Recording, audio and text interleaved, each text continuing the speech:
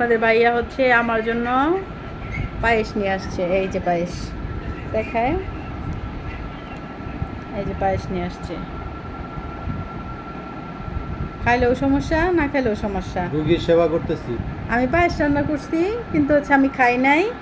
সে আবার হচ্ছে আমার জন্য নিয়ে আসছে পায়েস। রোগীর সেবা করতেছি, রাত বাজে 2টা। এখন রোগীর সেবা করতেছি।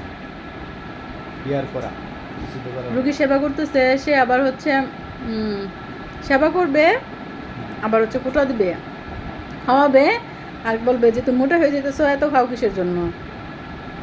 যে করে সেই একটু বলে, যে করে না সে বলতেও পারে না।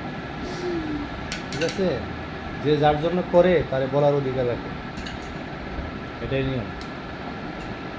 আমি যদি একটু না খাই তাহলে সে রাগারাগি করবে, আবার হচ্ছে যখন একটু খাবো তখন আবার রাগারাগি করবে। আমি তারে বলছি যে এই বছর হচ্ছে খাও, তুমি খাও, তুমি খাও, তুমি খাও।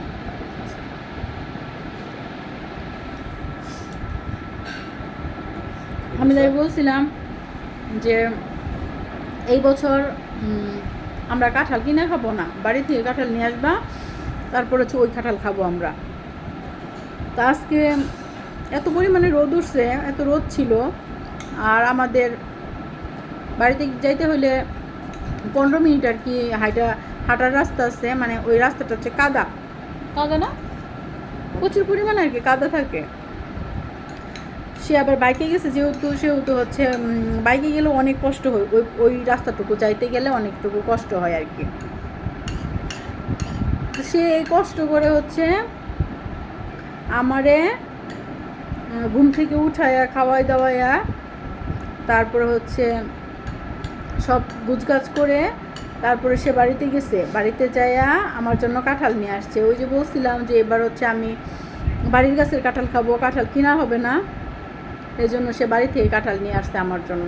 কাঁঠালগুলো অবশ্যই পাকে নাই, কাঁচা আছে, পাকলে খাবো, আপনাদের সাথে শেয়ার করবো। আর কাঁঠালটা আমার অনেক বেশি পছন্দ, আমি কাঁঠাল খেতে পছন্দ করি।